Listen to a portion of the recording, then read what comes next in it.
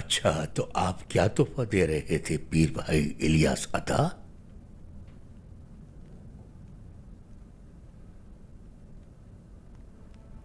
شیخ محترم،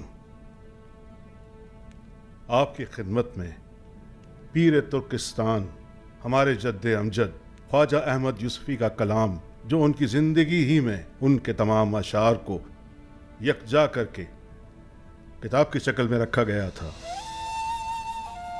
دیوان حکمت کہلاتا ہے۔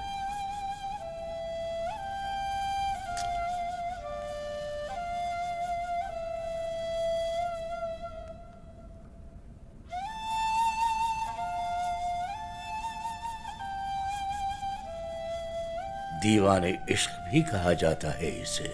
دنیا میں جہاں بھی ترکی زبان سمجھی جاتی ہے وہاں ہمارے جد امجد کی حکمت کے چرچے ہیں۔ سنانے میں لوگوں نے بہت کچھ اضافہ کر دیا اس میں، انہوں نے جو نہیں بھی کہا تھا وہ بھی شامل کر دیا۔ شیخ، یہ کتاب 250 حکمت کی باتوں پر مشتمل ہے۔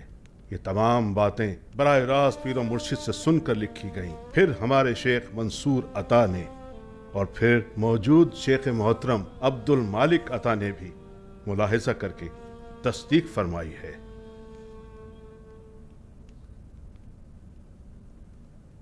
یہ غریبی بھی کیا عجب شے ہے دوستو،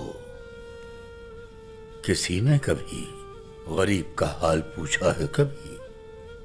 بس شب و روز غربت میں راہ عشق پر گامزن، حسرتیں حالانکہ دل میں کیا کیا نہیں۔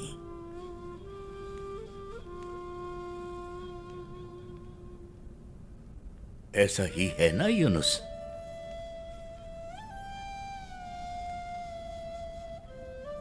غریب کا غربت میں عجب حال ہوتا ہے،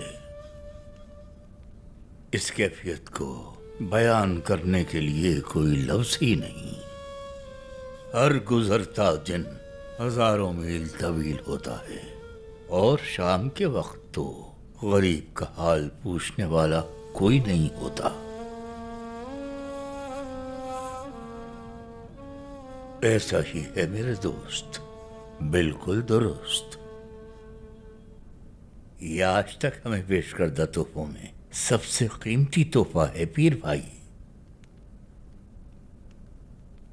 ہاں یونس، ترکی زبان کو مقبول عام بنانے والے، عشق سے آشنا کرنے والے پیر و مرشد، ترکستان کو بام عروج تک پہنچانے والے پیر یوسفی رحمت اللہ علیہ کی شاعری ہے یہ۔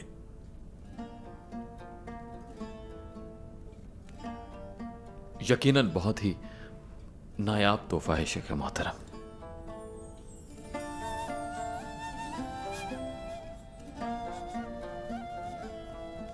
ہم ان پڑھ ہیں الیاس عطا، ایک حرف بھی نہیں پڑھ سکتے، ہم الفاظ میں نہیں حافظے میں محفوظ رکھتے ہیں ساری حکمت کی باتیں۔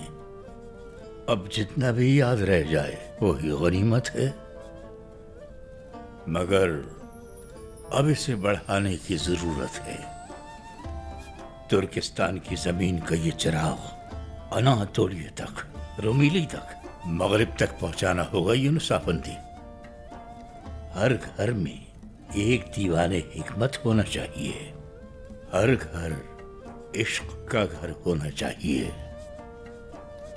درویشوں پر لازم ہے کہ دوبارہ لکھ کر فروغ دیں دیوان عشق کو، ہر ایک تک ہمارے اسلاف کے الفاظ پہنچنے چاہیے۔